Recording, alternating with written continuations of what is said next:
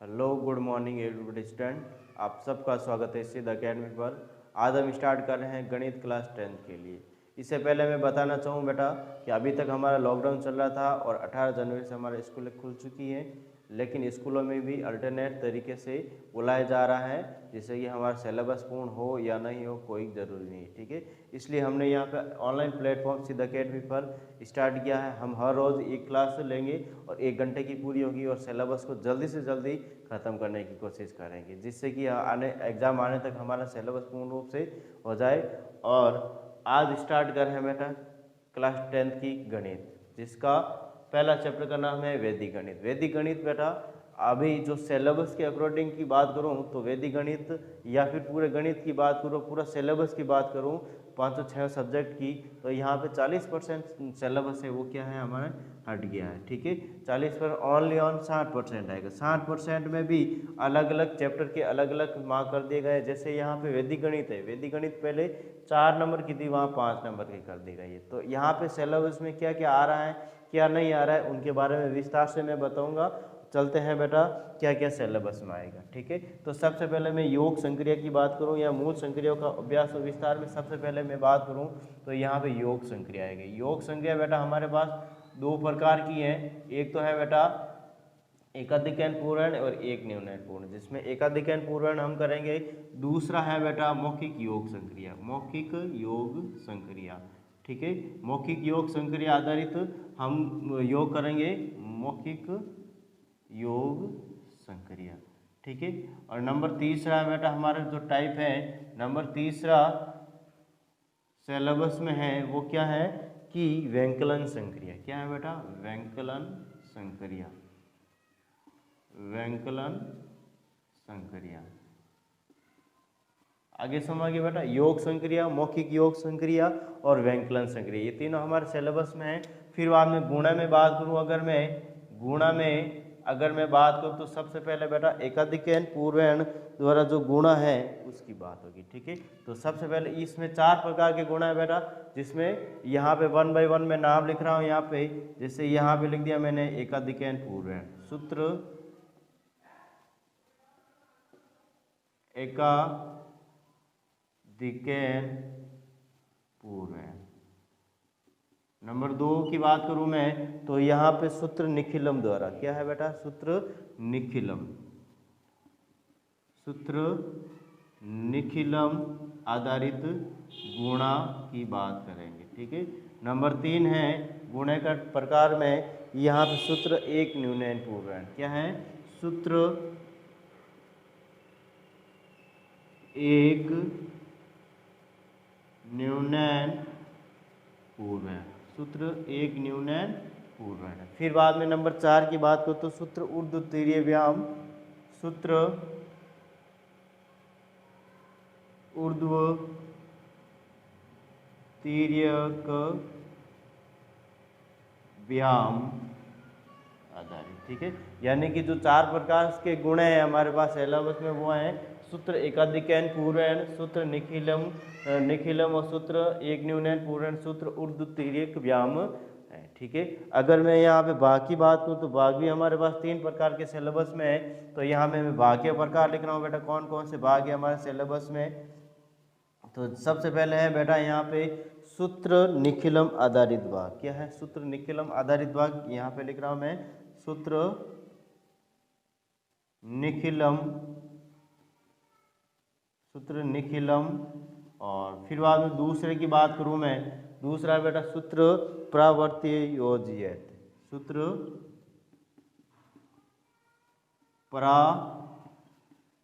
प्रावर्तीय योजियत। ठीक है, नंबर 3 की बात करो तो यहाँ पे कौन सा बेटा? सूत्र ध्वजांक विधि। ठीक है, सूत्र क्या है? ध्वजांक विधि, सूत्र ध्वजांक विधि। आगे समझिए, इन भाग में हमें 3 प्रकार से सिलेबस में दे रखा है, सूत्र निकलम, सूत्र परावर्ती योजियत और सूत्र ध्वजांक। आगे समझिए, अगर आगे नेक्स्ट की बात करने चाहूँ तो यहाँ पे वर्ग ज्ञात करना, वर्ग ज्ञात करना और घनमूल या घनफल ज्ञात करना, घनफल ज्ञात करना। आगे समझ गए बेटा, यानी कि जो हमारे सिलेबस में है वो चीज़ें ये हैं, ठीक है। योग संक्रिया, मौखिक योग संक्रिया, व्यंकलन संक्रिया, गुणा में तो ये 4 प्रकार के सूत्र, एकाधिकरण पूर्व सूत्र, निखिलन सूत्र, एक न्यूनन और एक न्यूनन पूर्वण और सूत्र उर्दू तीर्यक व्यायाम। फिर बाद में यहाँ पे मैं बाकी बात को सूत्र निखिलम सूत्र, प्रावर्ती योजीय सूत्र, ध्वजांग, वर्ग ज्ञात करना और घनफल ज्ञात करना। आगे समझिए, बीज गणित के जो भी वैदिक गणित से सॉल्यूशन था वो हट चुका है हमारे पास। ये वैदिक गणित का जो अंक है वो कुल 5 अंकों का है, ठीक है। आगे समझ गया। अब हम 1 बाय 1 सबसे पहले योग संक्रिया और मौखिक योग संक्रिया के बारे में बात करेंगे, फिर बाद में व्यंकलन संक्रिया के बारे में, फिर गुणा और भाग और फिर वर्ग और घनफल के बारे में हम बात करेंगे, ठीक है। तो सबसे पहले यहाँ पे अगर मैं बात करूँ इस चैप्टर के विस्तार के बारे में, तो यहाँ पे 18 फॉर्मूला है टोटली, जिसको हम अच्छे से विस्तार से एक एक फॉर्मूला लेके करेंगे, ठीक है। अगर किसी भी प्रकार का डाउट है तो कमेंट करके बता सकते हो, ठीक है। तो चलते हैं हम आगे। और बेटा योग करते समय हमें पता होना चाहिए कि जो मापन इकाई है, मापन इकाई का पूर्ण ज्ञान होना चाहिए। मापन इकाई अगर दूरी में दे रखी है, तोल में दे रखी है, धारिता में दे रखी है, या समय में दे रखी है, मुद्रा में दे रखी है, तो इनके जो छोटे से बड़े जो इकाई है उनका पूर्ण ज्ञान होना चाहिए। जैसे मैं यहाँ पे लिख रहा हूँ मापन इकाई, क्या लिख रहा हूँ बेटा, मापन इकाई, ठीक है। मापन इकाई में स्तंभ पूर्ण होने चाहिए, क्या होना चाहिए, स्तंभ पूर्ण होना चाहिए। स्तंभ का मतलब जैसे मान लो यहाँ पे दे रखी दूरी, क्या दे रखी बेटा, दूरी। अगर दूरी की मैं बात करूँ तो दूरी किस किस में होती है बेटा, सबसे पहले होती है बेटा किलोमीटर में, किस में होती है, किलोमीटर में, फिर होती है मीटर में और फिर होती है सेंटीमीटर में। अगर मैं किलोमीटर की बात करूँ तो यहाँ पे 1 किलोमीटर लिख दिया, और 1 किलोमीटर मीटर होता है बेटा 1000 और सेंटीमीटर तो 100। अगर मैं यहाँ पे बात करूँ 1 किलोमीटर में 2 किलोमीटर 44 मीटर और 7 सेंटीमीटर। तो यहाँ पे स्तंभ को पूर्ण करने के लिए यहाँ पे जैसे ये 1 किलोमीटर तो वही रखेंगे, लेकिन यहाँ पे 0 कितने दे रखे हैं मीटर में, 3, तो यहाँ पर भी अंक कितने होने चाहिए, 3 होने चाहिए। सेंटीमीटर में कितने अंक दे रखे 0 के 2, तो यहाँ पे आगे 1 0, यानी कि स्तंभ को पूर्ण होना जरूरी है। आगे अगर बेटा यहाँ पे मैं तोल की बात करूँ, यहाँ पे तोल, तो तोल क्या होता है बेटा, एक तो होता है किलोग्राम और एक होता है ग्राम, क्या होता है, ग्राम। तो 1 किलोग्राम का 1 किलोग्राम और 1 किलोग्राम में जो ग्राम होते हैं 1000। कोई भी क्वेश्चन दे देगा जिसमें मैंने कह दिया 5 किलोग्राम और 200 ग्राम या 2 ग्राम, क्या लिख दिया मैंने, 2 ग्राम। तो यहाँ 2 ग्राम में तो अंक कितने हैं बेटा, 1 है, जबकि 0 कितने हैं, 3 है। तो 3 स्तंभ को पूर्ण करने के लिए यहाँ पे कितना होना चाहिए, 3 0 आगे लगा दे मैंने, आगे समझ गया। फिर बाद में अगर मैं धारिता की बात करूँ, मैं धारिता की बात करूँ तो धारिता में क्या हो जाएगा बेटा, जैसे एक धारिता मतलब लीटर, क्या हो गया, लीटर, और यहाँ पे हो गया मिलीलीटर, क्या हो गया बेटा, मिलीलीटर, ठीक है। और लीटर और मिलीलीटर में जैसे 1 लीटर में कितने मिलीलीटर होता है, 1000 मिलीलीटर होता है, ठीक है। तो यहाँ पे मैं इनकी बात करूँ, जैसे कोई भी संख्या दे रखी है जिसमें स्तंभ पूर्ण नहीं, तो इसको स्तंभ को क्या कर दिया जाता है, पूर्ण कर दिया जाता है। जैसे मान लो यहाँ पे 6 लीटर और 74 मिलीलीटर, तो यहाँ पे मिलीलीटर में 0 की संख्या कितनी, 3 है, तो यहाँ पे मैं एक स्तंभ को पूर्ण करने के लिए आगे 0 लगा दूंगा। जैसे समय दे रखा है यहाँ पे, अगर समय की बात करूँ मैं, क्या करूँ बेटा, समय, तो समय में सबसे पहले होता है घंटा, ठीक है। फिर होता है घंटा के बाद कितना होता है बेटा, मिनट, और मिनट के बाद कितना होता है, सेकेंड, ठीक है। तो मिनट सेकेंड ये बात हो गई, ठीक है। तो यहाँ पे मैं 1 घंटे का 1 घंटा, 1 घंटे में 1 घंटा, 1 घंटे के 60 मिनट होते हैं और 60 सेकंड होते हैं, ठीक है। मान लो कोई बीच वाली संख्या दे रही कि हमें कि यहाँ पे 5 मिनट 25 सेकेंड, तो यहाँ पे 25 सेकेंड, या तो 2 स्तंभ पूरे हैं लेकिन यहाँ पे पूरे नहीं है, तो यहाँ पे मैं क्या करूँगा बेटा, आगे 0 लगा दो। आगे समझ गया। इनमें किसी भी प्रकार का डाउट है तो कमेंट करके बता सकता है मुझे। फिर आगे बढ़ते हैं बेटा योग संक्रिया में। योग संक्रिया में किस प्रकार, एक उदाहरण ले रहा हूँ, पहला उदाहरण, ठीक है। तो उदाहरण पहला किस प्रकार है, देखो उदाहरण नंबर फर्स्ट है बेटा, योग कीजिए। तो योग कर रहे हैं बेटा, उदाहरण नंबर 1 क्या कह रहा है, योग कीजिए, योग कीजिए। तो योग कर रहे हैं बेटा, जो सवाल दे रखा है उसको कर रहे हैं कंप्लीट। जैसे दे रखा है तो यहाँ पे दे रखा बेटा किलोग्राम, किस में दे रखा किलोग्राम, ठीक है, और ये दे रखा ग्राम। हमें पता है बेटा किलोग्राम और ग्राम में जीरो कितने होते 3 होते, 1000 ग्राम होते 1 किलोग्राम। यहाँ दे रखा 112 किलोग्राम और यहाँ दे रखा बेटा 65 ग्राम। और इससे पहले इसको स्तंभ को पूर्ण करने के लिए मैंने क्या लगा दिया, 0 लगा दिया। फिर बाद में दे रखा है 360 ग्राम, 360 ग्राम के बाद हमें दे रखा है 85 ग्राम और इसको स्तंभ को पूर्ण करने के लिए यहाँ पे क्या लगा दिया मैंने बेटा, 0 लगा दिया। फिर बाद में दे रखा 299 किलोग्राम और दे रखा 872। यहाँ पे तीनों स्तंभ पूर्ण रूप से दे रखे हैं, तो यहाँ पे आगे 0 लगाने की जरूरत है ही नहीं। फिर बाद में दे रखा 156, यहाँ लिख दिया मैंने 156 किलोग्राम और यहाँ पे 345, ठीक है। सूत्र एकाधिकरण पूर्ण द्वारा इसको क्या कर रहे हैं, सोल्व कर रहे हैं, ठीक है। तो सूत्र एकाधिकरण पूर्ण का जो सिद्धांत है वो किस प्रकार है कि अगर मैं 5 में 5 जोड़ूँ तो कितना होता है, 10 होता है। कितना होता है, 10 होता है। और 10 के बराबर या अधिक होता है तो यहाँ पे मैं सेंस को लिखूंगा 0 और यहाँ पे जो 1 है वो इसके पूर्व वाली संख्या पे क्या लगा दूंगा, एकाधिकरण लगा दूंगा, ठीक है। 0 में 2 जोड़ूंगा तो कितना आएगा 2 और 2 में 5 जोड़ूंगा तो कितना आ जाएगा बेटा, 7 आ जाएगा, ठीक है। जब यहाँ पे 10 या 10 से अधिक जो संख्या आ जाती है, दो संख्याओं का योग आ जाता है, तो यहाँ पे 10 से अधिक जो संख्या है उसको क्या कर दिया, जैसे मान लो 12 आ गई तो 12 को 10 में से घटाऊंगा तो ये 2 सेंसफल हो जाएगा। 2 सेंसफल को आगे वाली संख्या नीचे वाली जो संख्या है उसमें जोड़ देंगे और उसके पूर्व में क्या लगा देंगे, एकाधिकरण लगा देंगे। आगे समझ गया बेटा, ठीक है। तो यहाँ पे 6 में 8 और 9, यहाँ पे एकाधिकरण का मतलब होता है एक अधिक, और एक अधिक का मतलब डॉट लगाना और डॉट का मतलब होता है बेटा 1। तो यहाँ पे 8 और 1 9, 9 में 6 जोड़ो तो 15 हो जाएगा और 15 किससे ज़्यादा है बेटा, 10 से ज़्यादा है। तो 15 को 10 में से घटाऊंगा तो कितना आता है 5 और 5 क्या हो गया बेटा हमारे पास सेंसफल।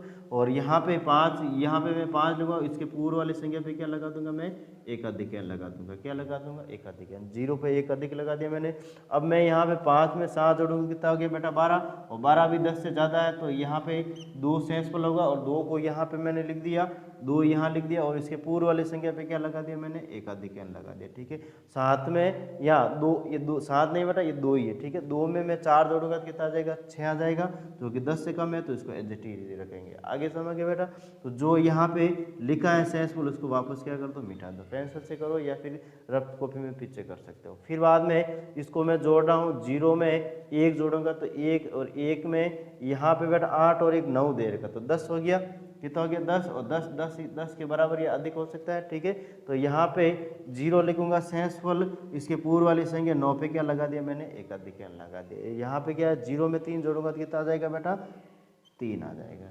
आगे किसी भी प्रकार का डाउट है तो कमेंट करके बता सकते हो बेटा मुझे, ठीक है। और इसको मैं क्या कर देता हूँ, मिटा देता हूँ। अब मैं आगे वाले जो कॉलम है इसको जोड़ रहा हूँ मैं। 2 में मैं 0 जोड़ूंगा तो कितना आएगा, 2 ही आएगा।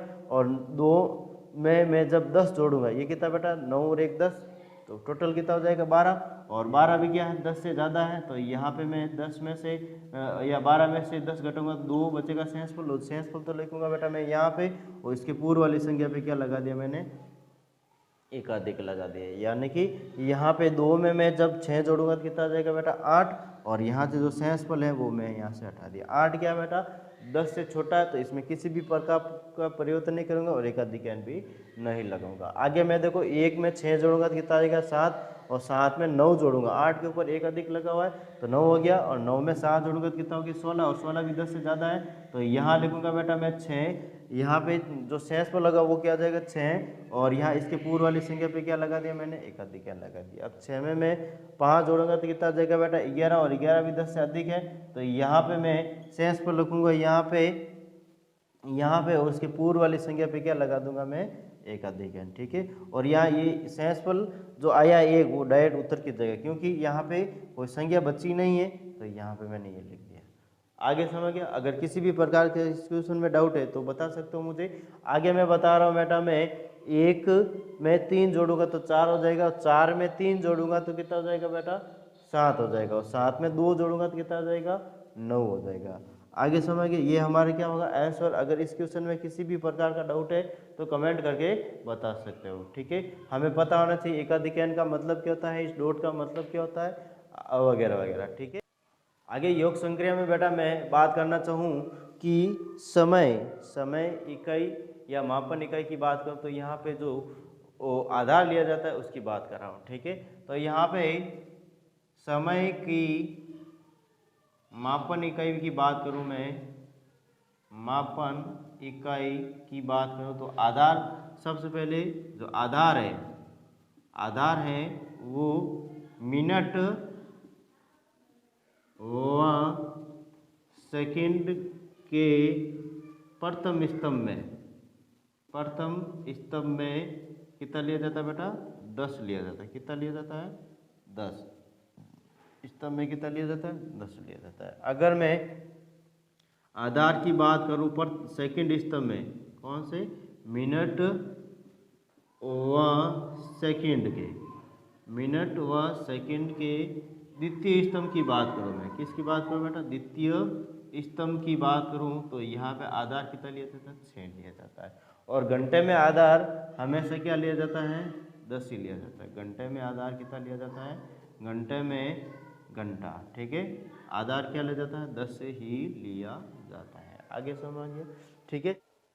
अगर मैं इसके लिए उदाहरण की बात करूं तो यहाँ पे अगर 6:30 और 4:45 की बात करूं, इन दोनों को मैं जोड़ूं तो किस प्रकार हमारा रिजल्ट आता है, ठीक है। तो 0 में मैं 5 जोड़ूंगा तो कितना आएगा बेटा, 5 ही आएगा, जो 10 से कम है। प्रथम स्तंभ में आधार कितना लिया जाता है, मिनट के 10 लिया जाता है। सेकंड के भी 10 लिया जाता है, लेकिन यहाँ पे सेकंड हमने लिया नहीं, ठीक है। तो यहाँ 5 का तो 5 हो जाएगा, लेकिन ये द्वितीय स्तंभ दे रखा है और द्वितीय स्तंभ में आधार कितना होता है बेटा, आधार मिनट और सेकंड के द्वितीय स्तंभ में 6 होता है। कितना होता है, 6 होता है। तो 3 + 4 7 हो गया, और 7 की शादी के 6 से, तो 6 में से 7 को 6 में से घटाऊंगा तो यहाँ पे शेष पल आएगा 1, और यहाँ पे कोई नीचे अंक नहीं दे रखा, तो इसलिए 1 यहाँ डायरेक्ट मैंने लिख दिया। और बाकी इसकी पूर्व वाले संख्या पे क्या लगा दिया मैंने, 1 अधिक लगा दिया। क्या लगा दिया मैंने, 1 अधिक लगा दिया। अब मैं बेटा 6 में 4 + 1 5 जोड़ूंगा तो कितना हो जाएगा, 11 हो जाएगा, जो कि यहाँ 10 से अधिक है, क्योंकि घंटे के जो आधार है वो कितना लिया जाता है, 10 ही लिया जाता है। 11 में से 10 घटाऊंगा तो यहाँ पे कितना बचेगा, 1 बचेगा, तो शेष पल 1, और यहाँ पे 1 लगा दिया। इसके पूर्व वाली संख्या पे क्या लगा दूंगा बेटा, 1 अधिक लगा दूंगा। तो 0 में मैं 1 जोड़ूंगा तो कितना आ जाएगा, 11। यानी कि अगर 6:30 को मैं 4:45 में जोड़ूँ तो 11:15 आ जाएगा। कितना आ जाएगा बेटा, 11:15 आ जाएगा। आगे समझ गया। आगे बेटा हम कर रहे हैं मौखिक योग संक्रिया किस प्रकार होता है, कौन से फॉर्मूला लगता है, देखते हैं इसमें, ठीक है। मौखिक योग संक्रिया किस प्रकार है बेटा, देखो, सूत्र एकाधिकैन पूर्ण प्लस शून्यांश संज्ञा का प्रयोग, ठीक है। तो यहाँ लिख रहा हूँ मौखिक योग संक्रिया, मौखिक योग संक्रिया, ठीक है। मौखिक योग संक्रिया क्या है बेटा, कि सूत्र एकाधिकैन पूर्ण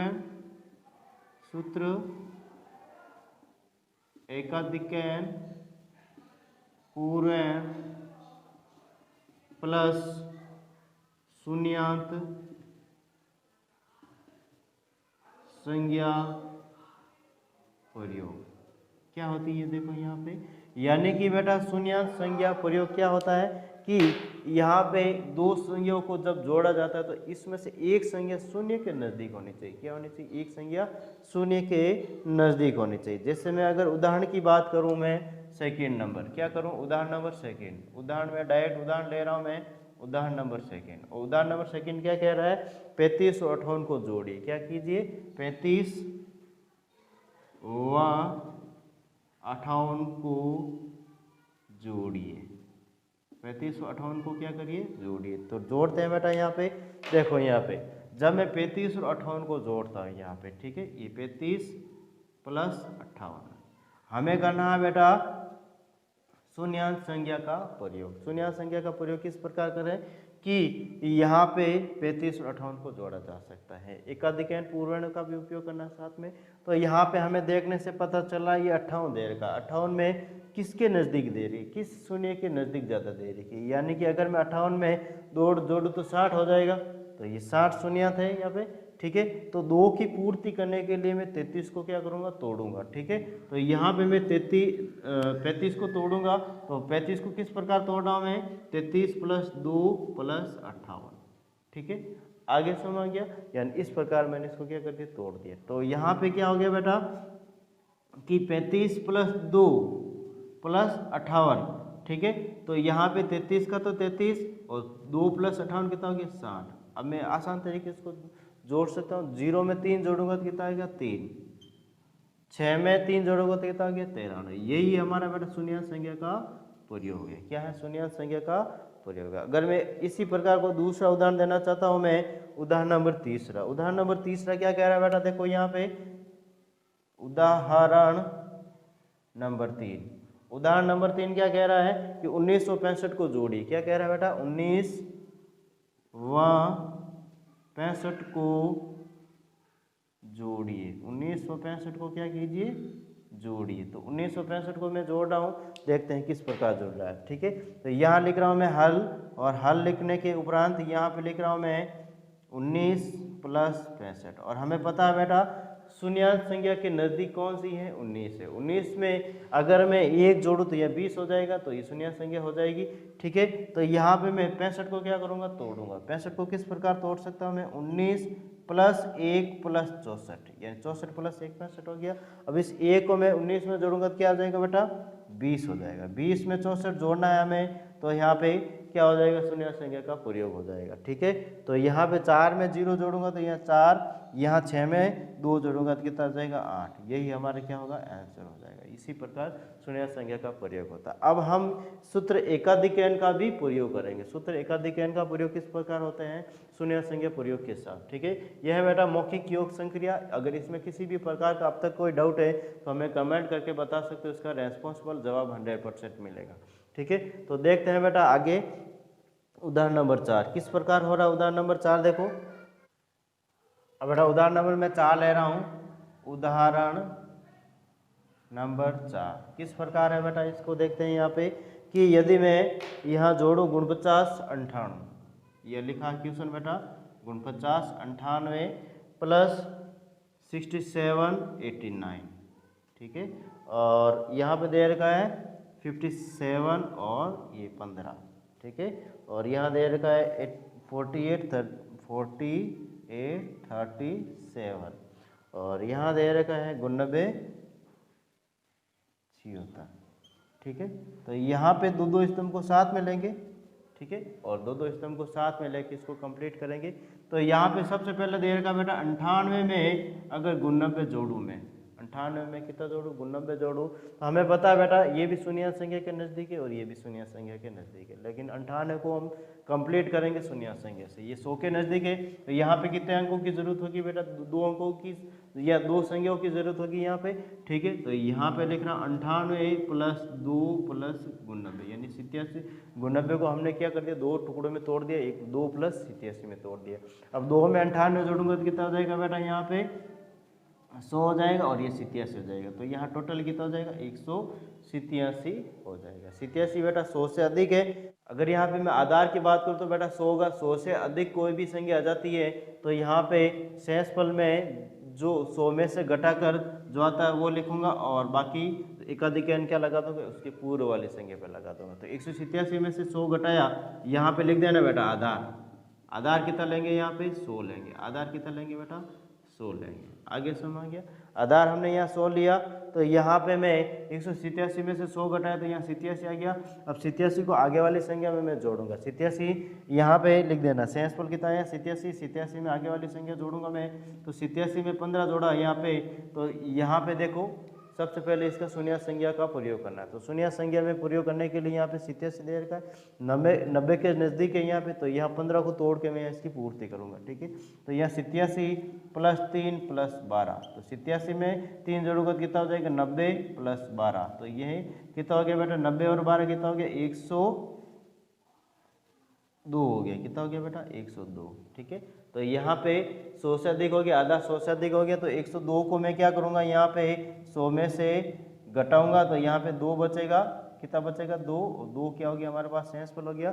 तो यहाँ पे मैंने लिखा 2, यहाँ पे तो लिखा मैंने 2, उसके पूर्व वाली संख्या पे क्या लगा दिया मैंने, एकाधिकरण लगा दिया। आगे समझ गया, ठीक है। तो यहाँ पे इतना करने के बाद मैं इसको मिटा रहा हूँ मैं, क्योंकि हमारे पास जगह बड़ी कम बची है, ठीक है। तो यहाँ पे मैं दो में कितना जोड़ रहा हूँ बेटा, 2, 37 में 2 जोड़ रहा हूँ, तो यहाँ पे 37 2 कितना हो गया, 39 हो गया। ठीक है, ये 39। अब यहाँ पे 39 आया और 39 में मैं क्या कर रहा हूँ, 76 जोड़ रहा हूँ। कितना जोड़ रहा हूँ, 76। और 39 में शून्य संख्या का प्रयोग करूंगा तो एक अंक की कमी है यहाँ पे, यानी एक अंक की पूर्ति के लिए 76 को मैं क्या करूँगा, तोड़ूंगा। तो यहाँ पे 39 प्लस 1 प्लस 75, 39 में 1 जोड़ूंगा तो कितना हो जाएगा बेटा, 40। यहाँ पे मैं 40 में 75 जोड़ूँ, 5 और 0 5, 7 और 4 11, 115 गया, जो किया 115। 100 से ज़्यादा है तो यहाँ 100 में से घटाऊंगा तो यहाँ पे कितना हो जाएगा बेटा, 115 को 115 में से 100 घटाऊंगा तो यहाँ पे कितना आ जाएगा, सेंसफुल 15 आ जाएगा। कितना आ जाएगा बेटा, 15। तो यहाँ पे सेंसफुल कितना है, 15। और यहाँ इसके पूर्व वाली संख्या पे क्या लगा दिया मैंने, एक अधिक n लगा दिया। ठीक है, ये 15 है, 15 को बेटा उत्तर की जगह लिख देता हूँ। यहाँ पे किसकी जगह लिख देता हूँ मैं, 15 उत्तर की जगह लिख देता हूँ। अगर इसमें किसी भी प्रकार का डाउट है तो मुझे कमेंट करके बता सकते हो। ठीक है, सबसे पहले जब 98 में 90 जोड़ा तो यहाँ पे सेंसफुल 87 आया था। 87 को मैं 2 में जोड़ा तो यहाँ पे कितना आ गया बेटा, 87 को मैं 15 में जोड़ा यहाँ पे तो सेंसफुल 2 आ गया था। और 2 को 37 में जोड़ा तो 39 हो गया। और 39 में 76 जोड़ा तो यहाँ पे सेंसफुल 15 आया था। और उसके पूर्व वाली संख्या में क्या लगाते गए, एकाधिक लगाते गए। ठीक है, अगर मैं सेकंड कॉलम की बात करूं बेटा, सेकंड कॉलम में यानी ये 49 वाला लूँ मैं, ये पहले तो ये लिया था हमने, इन दोनों को लिया था, अब इनको दोनों को ले रहा हूँ। ठीक है, और 49 में 68 जोड़ू बेटा, कितना जोड़ू मैं, 49 में 68 कितना, क्योंकि 67 पर एक अधिक लगा है तो यहाँ पे कितना हो जाएगा, 68 हो जाएगा। और हमें पता है बेटा कि यहाँ पे 50 में एक अंक की या एक संख्या की पूर्ति करो तो यहाँ पे क्या हो जाएगा, शून्य संख्या का प्रयोग हो जाएगा। ठीक है, तो यह 49 प्लस 1 प्लस 67। ठीक है, तो यहाँ पे कितना हो गया बेटा, 50 प्लस 67। तो यहाँ पे 0 और 7 7, 5 और 6 11, कितना हो गया, 117 हो गया। जो 100 से अधिक है, आधा 100 से अधिक है, तो 117 में से मैं अगर 100 घटाऊँ तो यहाँ पे कितना आ जाएगा, 17 सेंसफुल आ जाएगा। तो यहाँ लिख दिया मैंने 17 सेंसफुल लिख दिया। 17 क्या लिख दिया बेटा, सेंसफुल लिख दिया। उसके पूर्व वाली संख्या पे क्या लगा दिया मैंने, एकाधिक n का डॉट लगा दिया। ठीक है, और यहाँ पे मैं अगर 17 में मैं कितना जोड़ू बेटा, 58, कितना जोड़ू 58। तो हमें पता है बेटा 58 60 के ज़्यादा नज़दीक है। तो यहाँ पे मैं 58, 17 में 2 की कमी करूँ तो यहाँ 15 प्लस 2 प्लस 58। ठीक है, तो कितना कि 15 प्लस 60 और 60 प्लस 15 कितना हो जाएगा बेटा, 75 हो जाएगा। कितना हो जाएगा, 75। और 75 क्या है, 100 से कम है। तो यहाँ पे मैं इसके आगे न तो एकाधिक n लगाऊंगा ना कुछ करूंगा, इसमें डायरेक्ट मैं 48 जोड़ दूँ। यहाँ पे 48 जोड़ रहा हूँ मैं यहाँ पे 75 में। तो हमें पता है बेटा कि 48 में दो संख्याओं की मैं पूर्ति कर देता हूँ तो यहाँ पे शून्य संख्या का प्रयोग होगा। ठीक है, तो यहाँ 48 प्लस 2 प्लस 73 कितना हो गया, 48 प्लस 2 प्लस 73 कितना हो जाएगा बेटा। यहाँ पे अगर मैं 48 में 2 जोड़ूँ तो 50 प्लस 73 कितना हो जाएगा, यहाँ पे 3 और यहाँ पे हाथ 5 12, 123 हो जाएगा। कितना हो जाएगा, 123, जो क्या है 100 से ज़्यादा है। तो 123 में से अगर मैं 100 घटाऊँ तो कितना आ जाएगा, 23। और 23 और इसके पूर्व वाली संख्या पे क्या लगा दूंगा मैं, एकाधिक n का चिन्ह लगा दूंगा। अब 23 में मैं कितना जोड़ूंगा बेटा, 90 9 के ऊपर एक अधिक लगा हुआ है। तो यहाँ पे मैं 90 प्लस 23 करूँ, मैं 90 प्लस 23 करूँ तो कितना हो जाएगा, 113 आ जाएगा, जो क्या 100 से ज़्यादा है। 100 से ज़्यादा तो यहाँ 13 बचेगा। तो यहाँ लिख दिया मैंने 13, क्योंकि आगे कोई संख्या दे ही नहीं रखी, तो 13 यहाँ लिखा। उसके पूर्व वाली संख्या पे क्या लगा दिया मैंने, एकाधिक n लगा दिया। ठीक है, और यहाँ पे अगला कॉलम में 0 0 प्लस 1 0 प्लस 1 0 प्लस 1 3 बार दे रखा तो 3 आ जाएगा। यही हमारे क्या होगा, आंसर होगा। अगर इस क्वेश्चन में किसी भी प्रकार का डाउट है तो बता सकते हो बेटा। ठीक है, आगे चलते हैं बेटा उदाहरण नंबर 5 पे। उदाहरण नंबर 5 है, वो भी इसी प्रकार है। देखते हैं वो किस प्रकार हो रहा है। अगर इसका स्क्रीनशॉट लेना चाहते तो ले सकते हो।